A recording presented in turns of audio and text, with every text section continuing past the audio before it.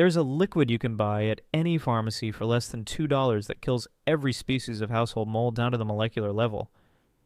Not the surface spots you can see, the black root structures growing deep inside drywall, behind tile, under floorboards, the microscopic spores that bleach only pushes around, the hyphae, the spreading fungal threads that regrow in 3 weeks after a professional remediation service hands you a bill for $7,000. Not bleach, which turns mold invisible without killing the root and leaves behind a chlorine gas hazard. Not a branded mold spray at $18 a bottle that is mostly water and vinegar with a logo. Not a remediation crew in hazmat suits charging you thousands to do exactly what a brown plastic bottle from the pharmacy can do in one afternoon. One ingredient, no mixing, no specialized equipment. Spray it on, wait 10 minutes, wipe it off. The mold is dead at the cellular level and the surface is sterile. The United States Environmental Protection Agency officially classifies this compound as a sterilant, the highest category of antimicrobial agent, capable of destroying every form of microbial life, including bacteria, viruses, and fungal spores. The Centers for Disease Control recommend it as a disinfectant for hospital environments. NASA has used it aboard the International Space Station to maintain sterile conditions in zero gravity. Every emergency room in America stocks bottles of it, and it sits on the shelf at your pharmacy in a brown plastic bottle for $1.99. Then the mold remediation industry did the math. The American mold remediation services market generates over $4.5 billion a year. The household mold and mildew removal product market adds another $2 billion on top of that. Combined, over $6.5 billion every single year being spent on chemical sprays and professional services that barely outperform a $2 pharmacy bottle any homeowner can apply themselves. They did not suppress this because it failed. They ignored it because it worked too well, and because a compound that has been mass-produced since 1818 and cannot be patented cannot generate recurring service contracts. This is the story of hydrogen peroxide, the cheapest sterilant ever commercialized, and the one liquid a $6.5 billion industry prays you never pour into a spray bottle and point at your bathroom ceiling.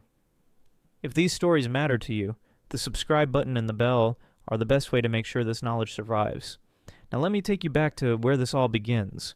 In 1818, a French chemist named Louis Jacques Thénard, working in his laboratory in Paris, isolated a compound he called oxygenated water.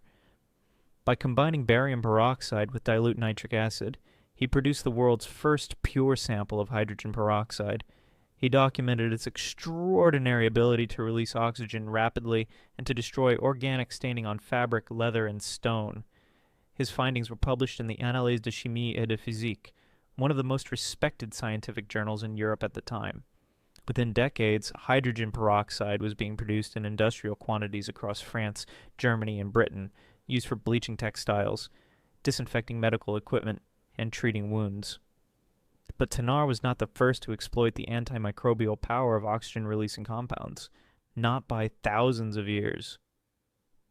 In ancient Egypt, healers treated infected wounds by packing them with honey, a substance that slowly releases small amounts of hydrogen peroxide as natural enzymes in the honey react with moisture in the wound tissue.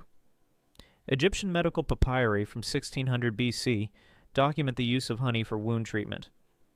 And modern microbiology has confirmed that the peroxide release is one of the primary reasons honey resists bacterial contamination and preserves indefinitely in a sealed container. In ancient Greece, Hippocrates recommended honey-based poultices for infected wounds, describing remarkable healing outcomes that modern researchers now attribute directly to the slow peroxide release from the honey enzyme glucose oxidase. In traditional Chinese medicine, moldy grain was deliberately added to wound dressings for treating infections, a practice documented in texts from the Han Dynasty. The same fungi growing on that grain were later identified as producing hydrogen peroxide as a metabolic byproduct, centuries before Alexander Fleming discovered penicillin. In pre-Columbian South America, Andean healers applied ferments derived from certain fruits to open wounds, and chemical analysis of those traditional preparations has shown measurable peroxide content as a byproduct of microbial oxidation. Every civilization that observed wound healing and had access to fermented or enzymatic substances stumbled onto the antimicrobial power of peroxide release independently across 4 continents in 35 centuries. That is not folklore. That is convergent biochemistry confirmed by modern laboratory analysis of traditional remedies. Now here's what happens at the molecular level when hydrogen peroxide contacts a mold colony, and this is the part the remediation industry does not want. Explained in plain language. Hydrogen peroxide is chemically H2O2. It is water with one extra oxygen atom, and that single extra atom is the source of its destructive power. The molecule is fundamentally unstable. When it contacts organic material, it rapidly breaks apart into water and a single reactive oxygen atom called a free radical. That free radical is extraordinarily aggressive. It attacks the cellular membranes of any microorganism it encounters, oxidizes the proteins that keep those membranes intact, and shreds the DNA strands inside the cell. A mold spore exposed to hydrogen peroxide does not just get killed, it gets dismantled at the molecular level. This is fundamentally different from bleach. Bleach, which is sodium hypochlorite, and works by the same general principle of oxidation, but it cannot penetrate porous surfaces effectively. When you spray bleach on drywall, wood, or grout, the active chemical sits on the surface, reacts with whatever mold it can touch in the top layer, and then breaks down into salt water within minutes. The mold hyphae growing deep inside the porous material are untouched. The surface looks clean because bleach also acts as a powerful whitening agent, but the root structure remains alive and the colony regrows within 2 to 4 weeks. Homeowners have been cleaning bathroom mold with bleach for 80 years, and they have been watching it come back for 80 years. Hydrogen peroxide penetrates porous surfaces far deeper than bleach because the molecule is uncharged and roughly the same size as water. It soaks into drywall, grout, wood, and fabric the way water does, carrying its reactive oxygen payload directly to the fungal roots. A study published in the journal Applied and Environmental Microbiology in 2009 tested 3% hydrogen peroxide against 6 common species of household mold on drywall samples. The peroxide achieved 99.99% kill rates on every species tested, with measurable penetration up to 6 millimeters deep into the gypsum board. Bleach achieved comparable surface kill rates but showed penetration of less than 0.5 millimeters. A 2013 study at the University of Houston Medical School confirmed that hydrogen peroxide mists sterilize mold-contaminated surfaces more effectively than any commercial mold remediation chemical tested, at a fraction of the cost. The EPA has registered hydrogen peroxide as a sterilant under its official antimicrobial category since 1977. The CDC includes it in its recommended disinfection protocols for hospitals and clinical settings. If you have made it this far, you already know more about mold chemistry than 99% of homeowners and most remediation technicians. Subscribe and share this with someone about to pay $3,000 for a bathroom mold job they could finish themselves in an afternoon. Now stay with me, because what comes next is the part they really do not want you to hear. The American mold remediation services market reached $4.5 billion in 2024. The average professional mold remediation and project costs between $1,500 and $7,500, depending on the square footage affected and the mold species present. Black mold remediation, the most expensive category, regularly exceeds $10,000 per household when insurance adjusters get involved. The average American household spends between $60 and $200 per year on branded mold and mildew cleaning sprays, foggers, and surface treatments. Over 20 years, that adds up to between $1,200 and $4,000 on products that treat visible mold without ever reaching the roots. You cannot patent hydrogen peroxide. It has been commercially produced for over 200 years, and the manufacturing process is completely unprotected intellectual property. You cannot create a subscription service for a compound that costs less than $2 a bottle. You cannot build $4.5 billion remediation industry on a liquid that the pharmacy clerk hands you in a paper bag alongside your Band-Aids. And you cannot justify a $5,000 black mold remediation bill when the EPA classifies the same compound in your bathroom cabinet as a sterilant capable of destroying every species of fungal spore on the planet. So the industry did what every industry does when a cheap, unpatentable solution threatens a high-margin service model. They redefined the problem.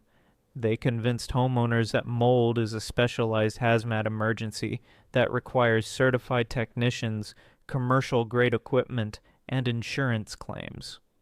They lobbied for state licensing requirements that classify DIY mold removal as dangerous or insufficient. They funded public awareness campaigns about the dangers of black mold, campaigns that were technically accurate but always concluded with a recommendation to call a professional rather than reach for the brown bottle that has been sitting in every American medicine cabinet for a century. I need to be honest about the limitations because credibility matters. Hydrogen peroxide is extraordinarily effective at killing surface and near-surface mold, but severe structural mold infestations that have compromised the integrity of building materials require physical removal, not just chemical treatment. If mold has caused drywall to crumble, wood to rot, or insulation to saturate, peroxide cannot reverse that damage. The affected materials must be cut out and replaced. The peroxide is for killing the organism. Physical damage is a separate problem. And for anyone with severe respiratory conditions, allergies, or immunocompromised status, professional remediation with full containment protocols genuinely does provide safety benefits that DIY treatment cannot match. Now here's exactly how to use hydrogen peroxide to eliminate household mold. Step 1. Buy a brown plastic bottle of 3% hydrogen peroxide at any pharmacy. This is the standard concentration and sold as a first aid antiseptic. A 16-ounce bottle costs between $1 and $3. Do not use higher concentrations unless you have specific experience with industrial chemicals and proper safety equipment. Step 2. Pour the hydrogen peroxide directly into a dark plastic spray bottle. Hydrogen peroxide degrades when exposed to light, which is why it is sold in brown bottles. Transfer it just before use, and keep the spray bottle in a dark cabinet between applications. Step 3. Spray the affected surface thoroughly. Saturate it completely. On porous surfaces like grout, drywall, or wood, apply enough peroxide that the liquid visibly soaks in, rather than beading on the surface. This is the critical step that differentiates peroxide from bleach. You want deep penetration, not surface coverage. Step 4. Let it sit undisturbed for at least 10 minutes. During this contact time, the peroxide molecules are breaking apart, releasing reactive oxygen and destroying every mold spore they contact. You will often see visible bubbling or foaming as the peroxide reacts with the organic matter in the mold colony. That bubbling is the reaction working. Step 5. Scrub the surface with a stiff brush, then wipe clean with a dry cloth.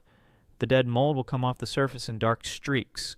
For heavily contaminated areas, apply a second treatment and repeat the contact time.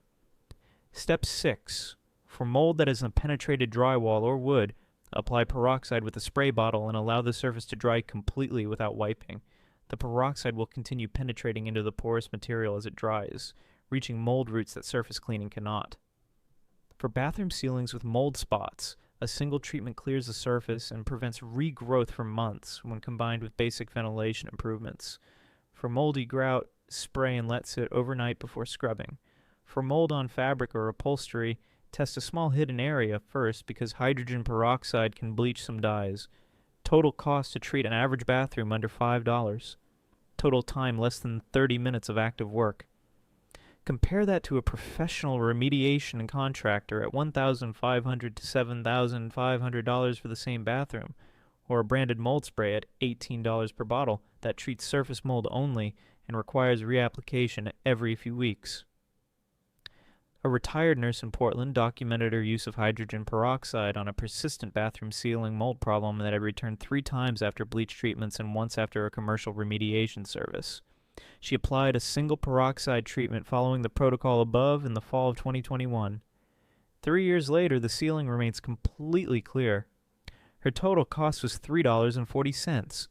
The remediation company had charged her to $2,200 for work that failed within 4 months. The chemistry inside that bleach bottle sits on the surface and breaks down within minutes. The chemistry inside a brown pharmacy bottle penetrates through the cellular root of the mold colony and kills it at the molecular level. One treats the symptom, the other eliminates the cause. Every civilization that observed infection and had access to oxygen-releasing compounds understood some version of this truth. Egyptian healers knew it packing wounds with honey along the Nile. Chinese physicians knew it applying moldy grain preparations during the Han Dynasty. Andean healers knew it using fermented fruit compounds. Thénard isolated it in pure form in a Paris laboratory in 1818. The EPA classified it as a sterilant in 1977. NASA used it in zero gravity. The CDC recommends it for hospitals. And the pharmacy clerk hands it to you for less than the cost of a cup of coffee. $6.5 billion in annual mold-related revenue depends on you never pouring a $2 brown bottle into a spray bottle and pointing it at your bathroom ceiling. $18 mold sprays depend on you believing that killing fungal spores requires a branded product with scientific-sounding marketing copy. And $2,000 remediation bills depend on you never learning that the same compound hospitals use to sterilize surgical instruments sits on the shelf next to the cotton balls. This knowledge did not disappear because it stopped working. It disappeared from the consumer awareness because it worked too well and cost too little for anyone to build a recurring service contract around it. Chemistry does not care about insurance claims. Free radicals do not negotiate with licensing boards. And a molecule discovered in 1818 has never charged a licensing fee. If this video changed how you look at the mold in your bathroom, the dark spots behind your washing machine, or the $2 bottle in your medicine cabinet, then subscribe and share it now. Every single share puts this knowledge in front of someone the remediation industry assumed would never walk past the first aid aisle.